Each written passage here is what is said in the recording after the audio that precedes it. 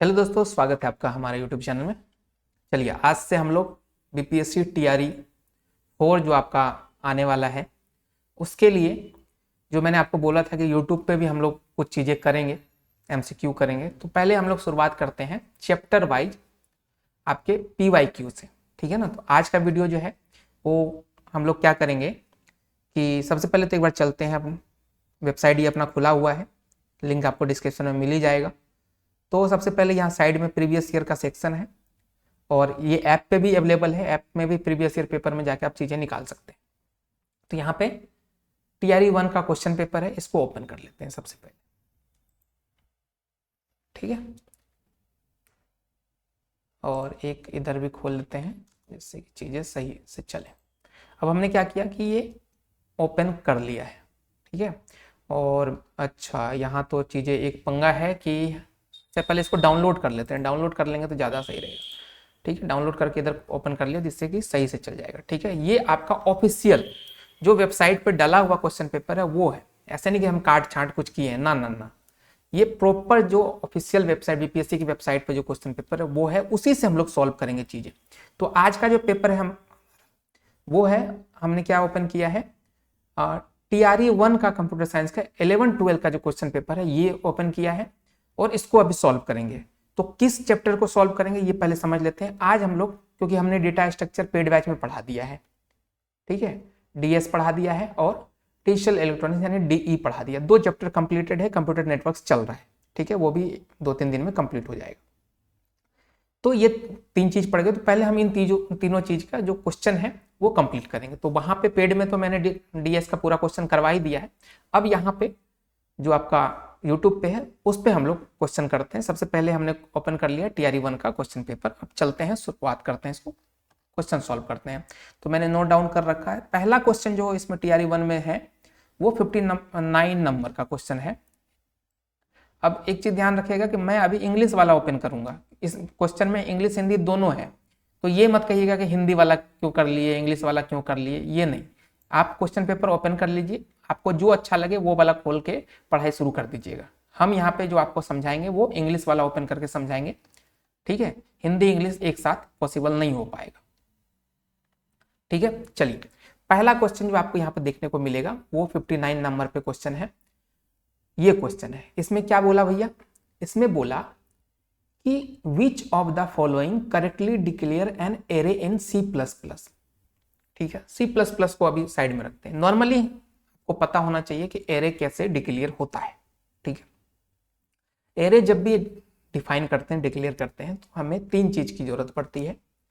एक तो उसके डेटा टाइप, कि हम जो एरे बना रहे हैं वो किस डेटा टाइप का बना है, क्योंकि आपको पता होना चाहिए कि जो एरे है वो single type of data type use करता है एट अ टाइम। मतलब कि अगर एक बार आप एरे बना रहे हैं तो उसमें आपको पहले बताना होगा कि भैया जो ये आपका एरे है इसमें हम किस टाइप का डेटा स्टोर करेंगे, इंटीजर करेंगे, फ्लोट करेंगे, कैरेक्टर करेंगे, क्या करेंगे, आपको पहले से डिफाइन करना पड़ेगा। तो सबसे पहले हमको नीड क्या पड़ेगी कि हम यहाँ पे डेटा टाइप डिफाइन करेंगे, ठीक है, TYP डेटा टाइप। इसके बाद दूसरा चीज हमको क्या जरूरत पड़ेगा कि हम एरे का नाम क्या रखेंगे, तो ठीक है, एरे ही रखते हैं।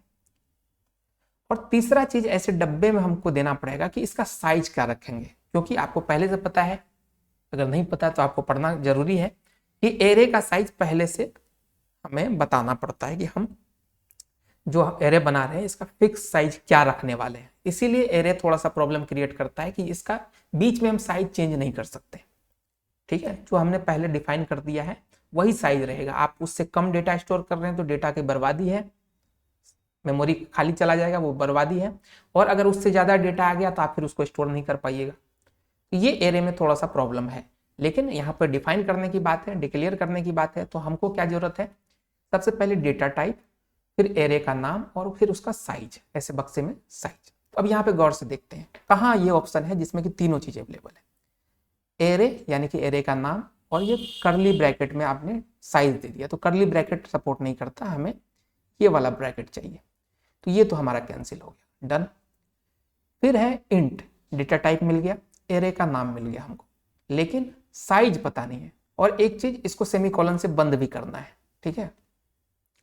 अब एरे का नाम पता चल गया, सेमीकोलन भी, यहाँ पे साइज नहीं है तो ये भी कैंसिल हो गया। तीसरे पे चलते हैं, यहाँ क्या है, इंट, डेटा टाइप मिल गया, एरे यानी एरे का नाम मिल गया, फिर उसके बाद इस ब्रैकेट में हमें 10 मिल रहा है, मतलब इसका साइज 10 होगा, 10 एलिमेंट हम यहाँ पे स्टोर कर सकते हैं।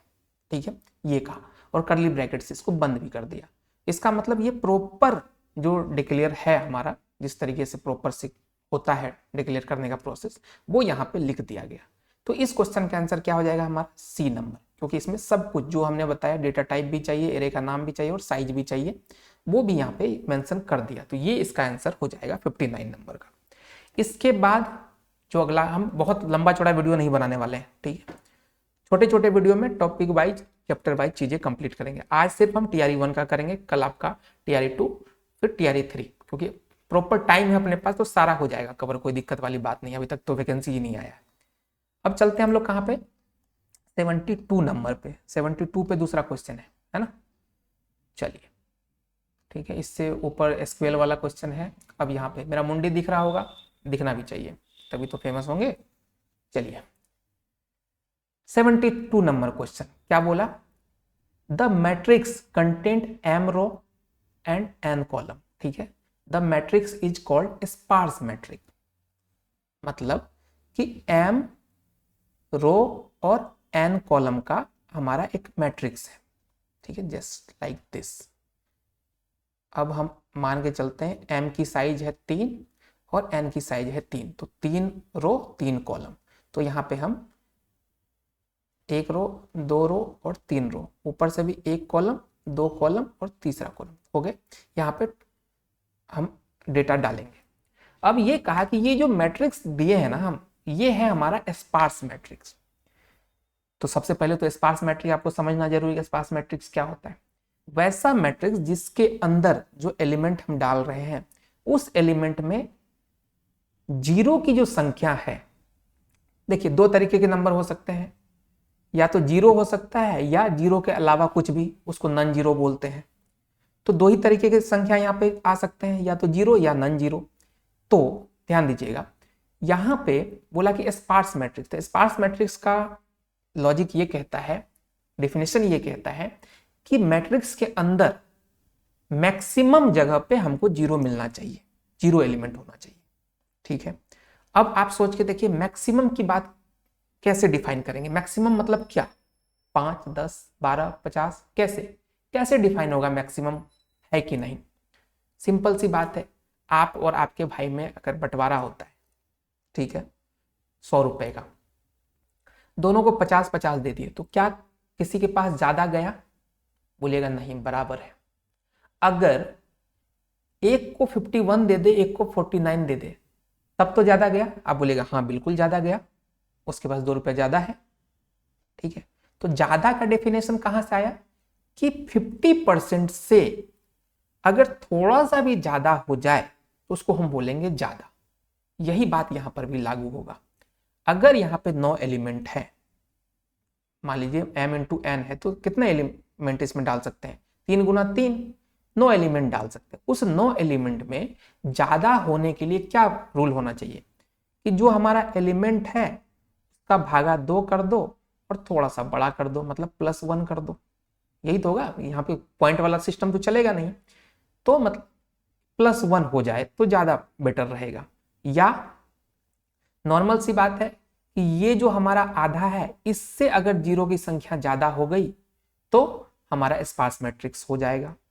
तो मतलब क्या होगा कि 9/2 मतलब 4.5, 4.5 से ज्यादा क्या होगा, 5 अगर जीरो हो गया, 4 नॉन जीरो है, तो हम इसको स्पार्स मैट्रिक्स मान लेंगे। यही कहानी है।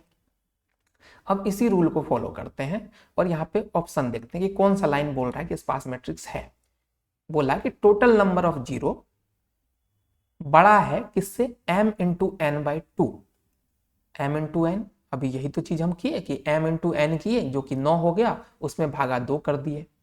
ये बात सत्य है भैया, ये तो एग्जैक्ट है। दूसरा लाइन पे चलते हैं, total number of zero element equal to m plus N.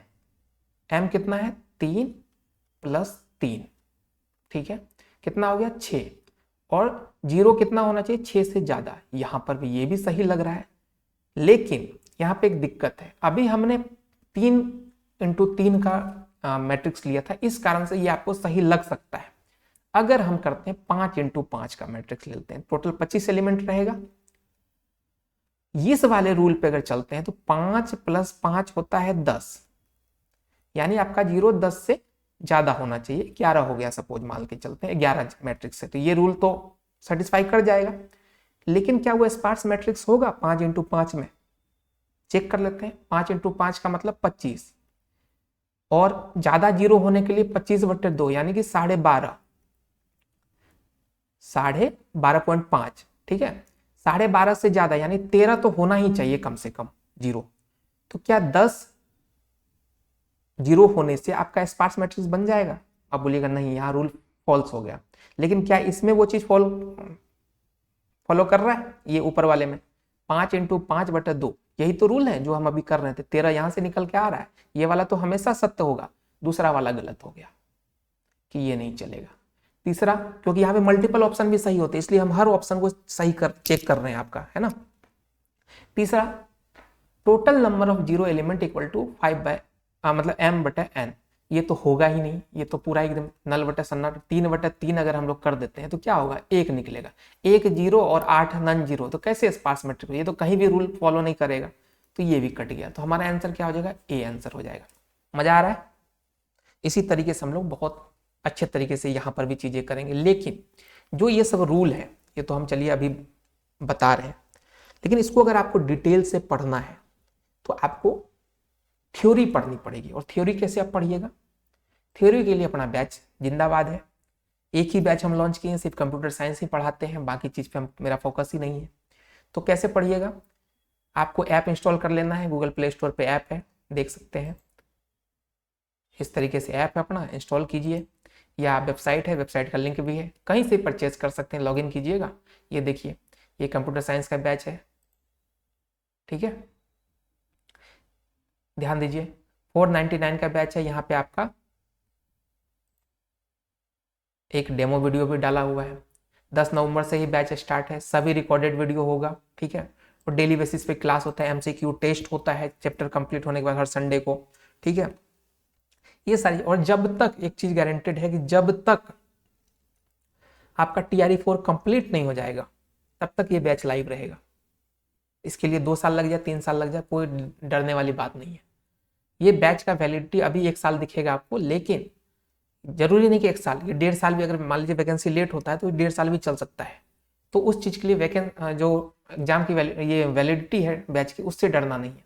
और कुछ लोग यहाँ पे कंफ्यूजन है 6 से 8, 9 से 10 ये क्यों लिखे, 11 से 12 में तो वैकेंसी आता। भैया पिछली बार का पेपर उठा के देख लीजिएगा, TRE1 को छोड़ के TRE2 और 3 में, इन सब के लिए अलग अलग बीच बीच में वैकेंसी आ जाती है छोटे छोटे पोस्ट के लिए, इसलिए हमको लिखना पड़ा है, ठीक है।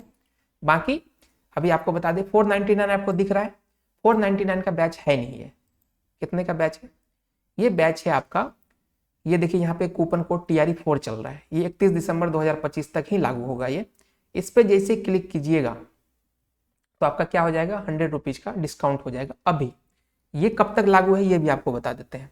ये लागू है कल तक, अभी तो इसमें डेट दिख रहा होगा, ये अपडेट हो जाएगा कल रात तक ये आपको चलेगा। उसके बाद सिर्फ 50 रुपए का ही आपको TRE4 पर डिस्काउंट मिलेगा, यानी 450 रुपये इस बैच का कीमत हो जाएगा, ठीक है। 3 तारीख तक ये प्राइस रहेगा, उसके बाद 450 रुपये हो जाना है इस बैच का कीमत, ठीक है। अभी 399 लग रहा है, उसके बाद 449 लगना स्टार्ट हो जाएगा। तो जिनको लेना है 100 रुपये का भी डिस्काउंट लेके ले सकते हैं, ठीक है। अब ये चीज होगी, अब हम लोग चलते हैं पढ़ाई पे। हाँ, एक चीज और, इसका एक्सेस आपको PC पे भी मिल जाएगा, iOS में अगर आप चलाना चाहते हैं तो उसके लिए भी सिस्टम है, वो आपको मिल जाएगा। मोबाइल में चलाना चाहते हैं एंड्रॉयड में तो वो भी हो जाएगा, ठीक है।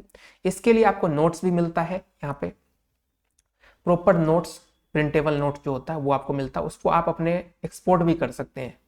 ऐसा नहीं कि सिर्फ मोबाइल में देखिएगा, उसको प्रिंट आउट भी करा सकते हैं, पूरा फुल एक्सेस दे रखे हैं हम, कोई दिक्कत वाली बात नहीं है। इसके साथ साथ उस नोट्स के अलावा ये मेरा एक तरीके से मेरा पर्सनल बैच है, ये फर्स्ट बैच है, इसको हम बहुत अच्छे तरीके से करना चाहते हैं। तो ये बैच जो लोग लेते हैं, तो हम अगर फ्यूचर में सिर्फ टेस्ट सीरीज लॉन्च कर दिए जिसमें कि 20, 25, 30 टेस्ट होंगे, फुल टेस्ट, वो चीज भी इसमें इंक्लूड रहेगा इस बैच वालों के लिए सिंगल, ठीक है। बाकी आगे क्या होगा वो पता नहीं, लेकिन इस बैच वालों के लिए TRE4 से रिलेटेड जो भी चीज हम लॉन्च करेंगे वो इसमें इंक्लूड है ऑलरेडी, ठीक है। जो लोग सिंगल लेंगे वो तो अलग लेंगे, बाकी इस बैच में सब कुछ इंक्लूड रहेगा, ये मेरा प्रॉमिस है, ठीक है। चलिए अब आगे बढ़ते हैं। इसके बाद 72 नंबर कंप्लीट। अब है हमारा 75 नंबर। एक बार 75 नहीं 76 पे चलते हैं। 76 कहाँ गया रे भाई? चलिए 76 क्या है, ध्यान दीजिएगा। विच of the following is the advantage of array data structure. Array का एडवांटेज क्या क्या है? Element of mixed data type can be storage. Hindi में समझा दें, हिंदी में भी समझ सकते हैं, कोई दिक्कत वाली बात नहीं। देखिए वो चीजें तो वही लिखी हुई है। निम्नलिखित में से कौन सा एरे डेटा स्ट्रक्चर का लाभ है, बेनिफिट है? Element of mixed data type can be store, मतलब मिक्स टाइप का डेटा यहाँ पे स्टोर कर सकते हैं। नहीं भाई ये चीज नहीं कर सकते। अभी आपको बताएं एरे में सिंगल, पहले ही हमको बताना पड़ता है कि हम किस टाइप का डेटा स्टोर करें, इंटीजर करेंगे, फ्लोट करेंगे, क्या करेंगे, तो ये तो कैंसिल हो गया। दूसरा है easier to access the element in a array. क्या ये इजी है? इजी तो है, इंडेक्स बेस्ड चीजें हैं, तो हमको अगर इंडेक्स पता है तो हम इजिली O1 से वहां तक पहुंच सकते हैं, मतलब कॉम्प्लेक्सिटी O1 से वहां तक पहुंच सकते हैं। क्यों? क्योंकि एरे कैसा होता है, इस तरीके से अगर 5 डेटा है यहाँ पे, ठीक है, 2 4 6 8 10, ये 0 इंडेक्स 1 2 3 4, ठीक है। अगर हमको 8 को एक्सेस करना है और हमको पता है कि 3 नंबर इंडेक्स पे, तो हम डायरेक्टली 3 नंबर पे कर सकते हैं ना, एरे का नाम देंगे और 3 देंगे तो हम वहां तक पहुंच जाएंगे डायरेक्ट, एक बार में ही वहां तक पहुंच सकते हैं, तो इजीली एक्सेस हम कर सकते हैं, है ना। तो बी नंबर हमारा सही हो जाएगा, लेकिन हमको इंडेक्स पता होना चाहिए। फिर है C number, index of the first element start from 1। नहीं भाई, एरे का इंडेक्स डिफॉल्ट इंडेक्स 0 से स्टार्ट होता है। अगर आप चेंज करना चाहते हैं तो वो अलग बात है, आप अपने अकॉर्डिंग कर सकते हैं सेट, लेकिन जो डिफॉल्ट होता है वो 1 नहीं, वो 0 होता है, तो ये हमारा गलत हो गया। तो इसका मतलब बी नंबर हमारा सही हो जाएगा, ठीक है। इसके बाद चलते हैं 77 नंबर पे। चलिए,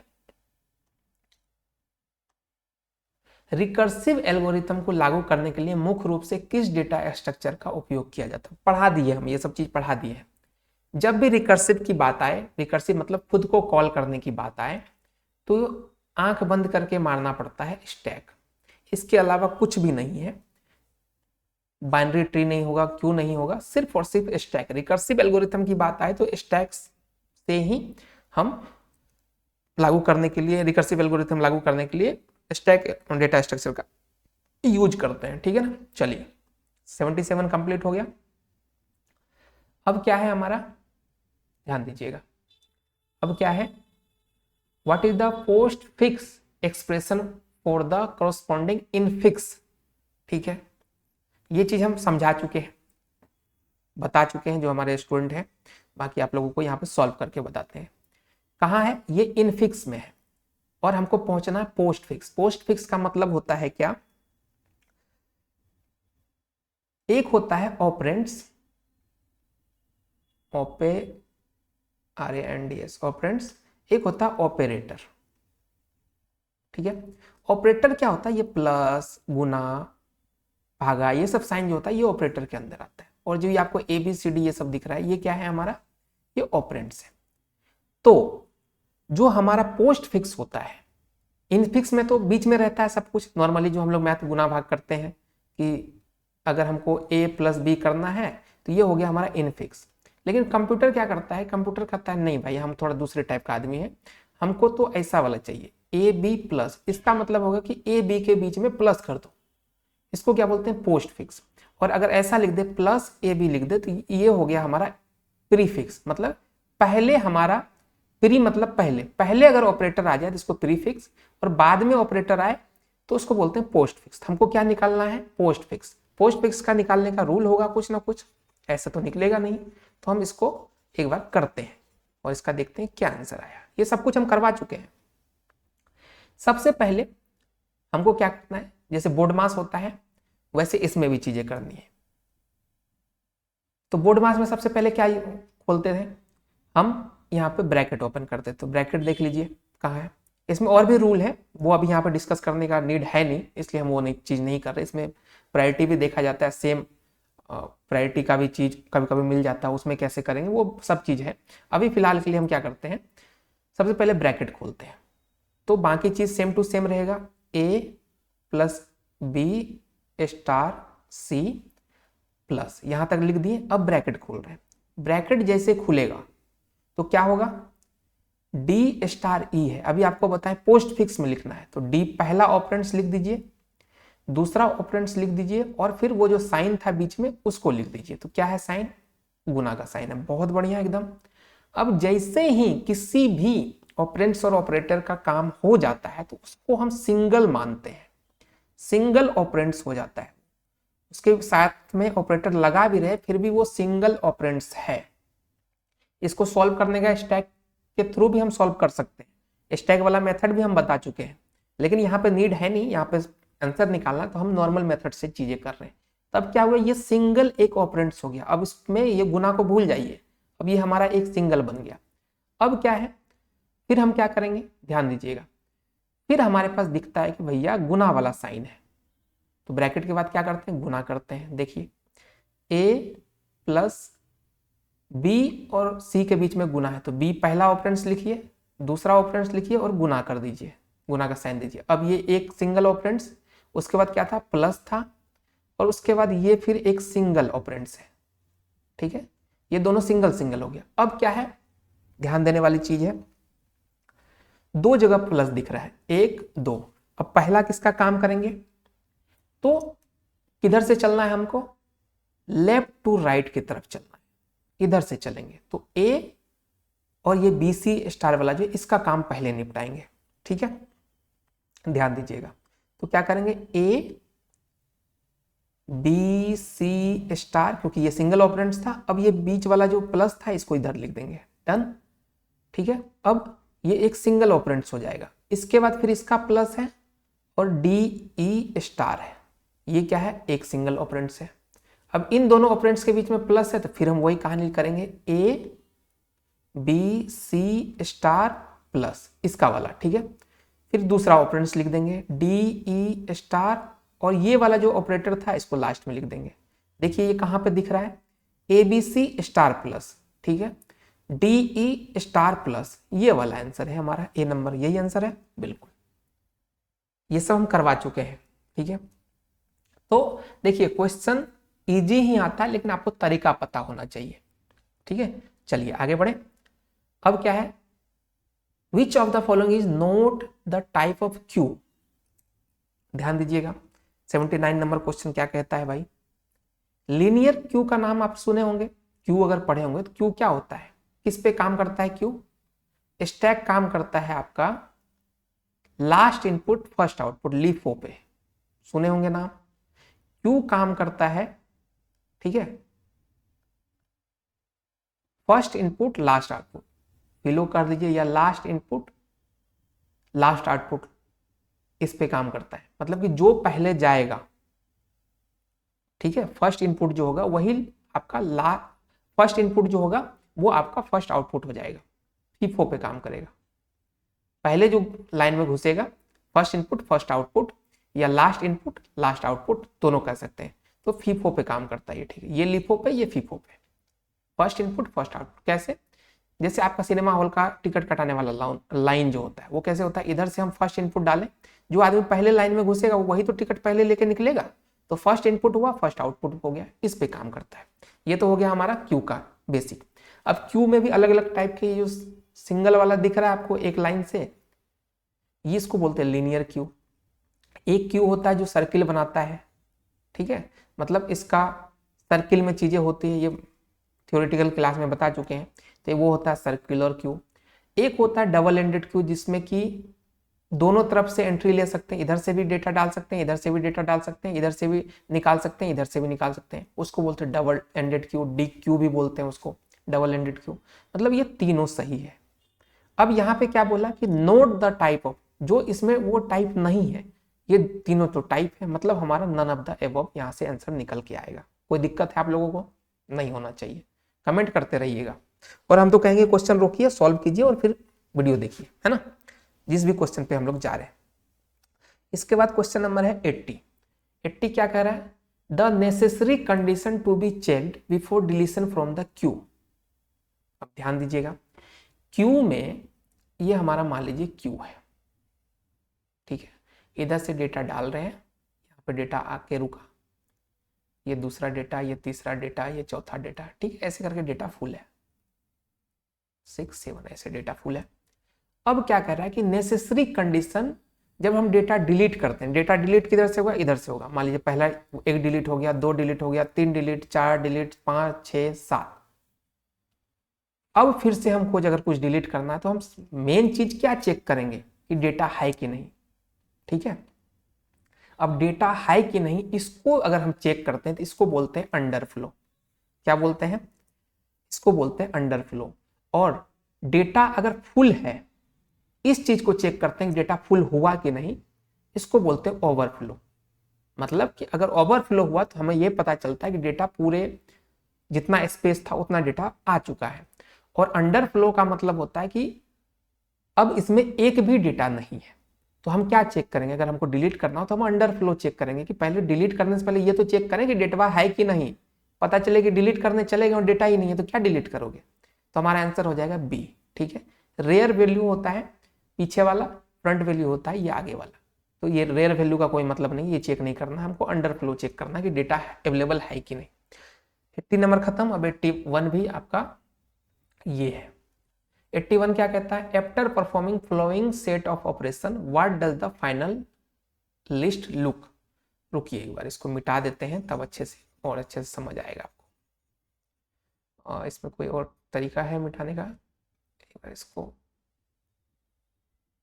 ठीक है 81 पे पहुंच गए। चलिए अब इसको करते हैं। इसमें बोला कि ये एक सीक्वेंस है ऑपरेशन का, ये सीक्वेंस कीजिए और बाद में हमको बताइए कि डेटा क्या अवेलेबल है, ये डिस्प्ले करने के बाद क्या डेटा आ रहा है। तो इसका पेन थोड़ा कलर चाहिए। अब देखिए एक यहाँ पे डब्बा बनाया, ठीक है ना। अब बोला कि इसको फ्रंट मानते हैं, इसको रेयर मानते हैं, इस साइड रेयर है, इस साइड फ्रंट है। अब इस डब्बे में क्या करते हैं, हम डेटा डालते हैं। बोला कि फ्रंट में 10 डाल दो। सबसे पहला नहीं, थोड़ा जगह छोड़ के करते हैं कि मान लो फिर से बोल दे फ्रंट में तो इधर से डालना पड़ेगा ना। तो 10 में यहां डाल दिया, ठीक है, कॉमा लगा दिया। अब बोला कि फ्रंट से 20 डाल दो, तो फ्रंट इधर है तो इधर ही डलेगा, तो यहाँ 20 डल गया, डन है। फिर बोला कि रेयर से 30 डालो। अब रेयर से डालेंगे तो यहाँ आके अटकेगा, बीच में तो घुसा नहीं सकते। तो डेटा जब इधर से जाएगा 10 तक यहाँ भरा हुआ है, तो अब इसके पीछे लग जाएगा रेयर से, इस एंट्री पॉइंट से हमको डालना है डेटा। 30 डल गया। अब बोला कि डिलीट फ्रंट, मतलब फ्रंट से डिलीट कर दो। डिलीट का मतलब कि फ्रंट तरफ से जाओ और जो पहला डेटा मिले उसको डिलीट मारो। तो 20 हो गया हमारा डिलीट, डन है। फिर बोला इंसर्ट करो रेयर से कितना, 40, 40 इंसर्ट करवा दिए। फिर बोला कि इंसर्ट रेयर से करो 10, करवा दिए। और बोला कि फिर रेयर से डिलीट करो, मतलब इधर से जाओ और जो पहला डेटा मिले उसको डिलीट मार दो। ये भैया इसको डिलीट मार दो, पहला 10 ही मिला इसको डिलीट मार दिए। फिर बोला रेयर से 15 डाल दो, ठीक है, ये डिलीट है, यहाँ पे मेरा डेटा जाएगा, लेकिन अभी लिखने के लिए हम यहाँ पे लिख देते हैं, ठीक है। अब यहाँ तक डाल दिया। अब बोला कि अब डिस्प्ले कराओ। डिस्प्ले जैसे कराएंगे तो हमारे पास क्या डेटा आएगा, किस सीक्वेंस में आएगा, पहले उतरेगा 10, इधर से अगर हम लोग देखें फ्रंट से तो 10, फिर क्या है 30 है, फिर क्या है 40 है, और यहाँ पे ये डेटा डिलीटेड है। उसके बाद क्या है 15 है। अब गौर से 10 30 40 15 कहाँ पर दिख रहा है भाई, 10 30 40 15 ये डेटा है हमारे पास। सी नंबर, क्या सी नंबर सही है 81 का, बिल्कुल सी नंबर हमारा सही हो जाएगा, ठीक है। बाकी में तो उल्टा पुल्टा दिया हुआ है। अब 82 पे चलते हैं। 82 क्या बोलता है, a linear data structure in which insertion and deletion operation can be perform from the both and. पहले तो लीनियर डेटा स्ट्रक्चर कौन कौन है, स्टैक है, एरे है, क्यू है, ये सब क्या है लीनियर डेटा स्ट्रक्चर है, ठीक है। अब बोला कि वो लीनियर डेटा स्ट्रक्चर जिसमें कि डिलीशन और इंसर्शन दोनों एंड से, बोथ एंड से हम कर सकते हैं। ध्यान दीजिएगा, क्यू नहीं भैया, क्यू जो नॉर्मल लीनियर क्यू होता है उसमें डेटा क्या होता है, एक तरफ से इधर से हम एंट्री डालेंगे, रेयर एंड से, फ्रंट एंड से हम डेटा निकाल लेंगे, तो एक सिंगल डायरेक्शन में चीजें चलती है। कट गया। सर्कुलर क्यू, सर्कुलर क्यू भी लीनियर क्यू के तरह ही वर्क करता है, सिर्फ क्या होता है कि इसका जो ये पॉइंट है ये ऐसे जुड़ जाता है यहाँ पे, जिससे कि हम क्या करते हैं, मेमोरी यूटिलाइजेशन करते हैं। नॉर्मल सी बात है। अब मेमोरी यूटिलाइजेशन कैसे करते हैं ये थोड़ी क्लास में बताए हुए हैं, ठीक है। तो सर्कुलर क्यू भी आपका नहीं होगा। अब अभी आपको बताएं कि एक क्यू होता है जिसका कि दोनों तरफ से हम इंसर्ट भी करवा सकते हैं और डिलीट भी करवा सकते हैं, इधर से भी इधर से भी, ठीक है। वो क्या होता है, D queue, double ended queue. तो D ended queue, double ended queue, तो हमारा आंसर क्या हो जाएगा, C number. Double ended queue का शॉर्ट फॉर्म होता है डी क्यू, ठीक है। एक डी क्यू और होता है, डी क्यू यू ई, ये होता है जब हम डेटा डिलीट करते हैं क्यू से उसको डी क्यू बोलते हैं, और जब हम इंसर्ट करते हैं तो इन क्यू बोलते हैं। तो कंफ्यूज मत होइएगा कि ये डी क्यू है कि ये डी क्यू। ये वाला जो स्पेलिंग है डी ई क्यू ई, ये होता है डबल एंडेड क्यू का, और D Q U E U you you ई ये होता है नॉर्मल, जो आप डी क्यू ऑपरेशन करते हैं, डिलीट करते हैं क्यू से कोई एलिमेंट को, वहां पे यूज होता है, ठीक है। तो सी नंबर हमारा आंसर हो जाएगा। 82 नंबर गया। अब क्या बचा, 83, 85, 87, 89। 83 पे चलते हैं। बहुत बढ़िया। अब देखिए, in a circular queue is implemented using having size max size in which array index start with 0, 0 से स्टार्ट हो रहा है, front point to the first element in the queue and the rear point of the last element in the queue. ठीक है, बढ़िया है भैया। Last element है, फर्स्ट एलिमेंट 0 से स्टार्ट हो रहा है। Which on of the following condition use to specify that the circular queue is empty. अब ध्यान दीजिए, क्यू का एक नॉर्मल सी चीज है, लीनियर क्यू भी होता है ना, जब उसमें डेटा कुछ नहीं रहता है ना तो उसका फ्रंट जो होता है ना वो -1 पे रहता है और रेयर भी -1 पे रहता है। ये आपका लीनियर क्यू रहे चाहे सर्कुलर क्यू रहे, तो नॉर्मल सी बात है कि वो -q पे ही रहेगा। तो यहाँ पे देखिए ए नंबर जो कह रहा है ना, जब खाली होगा क्यू तो वो -1 पे रहेगा। क्यों? क्योंकि जो फ्रंट होता है वो होता है जो पहला एलिमेंट। जब पहला एलिमेंट पे कुछ है ही नहीं और पहला एलिमेंट इंडेक्सिंग 0 मान के चलते हैं हम लोग, अगर पहला एलिमेंट पे कुछ है ही नहीं, 0 पे कुछ है ही नहीं, तो वो कहाँ रहेगा, उससे पहले ही तो रहेगा। उससे पहले क्या होगा, 0 से पहले क्या होता है, -1, ठीक है। और रेयर का मतलब होता है लास्ट एलिमेंट। अब मान के चलिए कि लास्ट एलिमेंट कुछ है ही नहीं, मान लीजिए यहाँ होता तो यहाँ का इंडेक्स होता, यहाँ होता, मान लीजिए एक एलिमेंट रहेगा तो वो कहाँ रहेगा, लास्ट एलिमेंट, फर्स्ट और लास्ट दोनों 0 रहेगा। लेकिन वो एक एलिमेंट भी नहीं है तो हमारा रेयर कहाँ रहेगा, वो भी तो 0 से पहले ही रहेगा। ऐसे थोड़ी पीछे जाके पुचरी पे बैठ जाएगा, तो वो भी तो हमारा यही रहेगा -1 पे। तो सर्कुलर क्यू कहिए, ये फंसाने के लिए आपको सर्कुलर क्यू दिया है, या लीनियर क्यू कहिए, हर जगह क्यू की अगर बात होती है तो अगर हम खाली चेक करते हैं कि आपका क्यू एम्प्टी है कि नहीं, है ना। और सर्कुलर क्यू दूसरे कंटेक्स्ट में बोला गया क्योंकि मेमोरी यूटिलाइजेशन के लिए सर्कुलर क्यू यूज करते हैं, तो वहां पे फ्रंट और रेयर दोनों चेक करते हैं खाली क्यू के लिए। लेकिन अगर लिनियर क्यू होता तो हम क्या करते हैं, सिर्फ फ्रंट चेक कर लेते तो काम हमारा हो जाता है, ठीक है, कि खाली है कि नहीं है।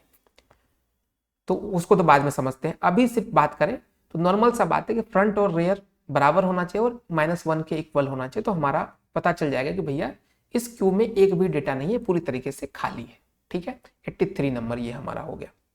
अब चलते हैं 85, जस्ट इसके बगल में है भैया, मीडिया।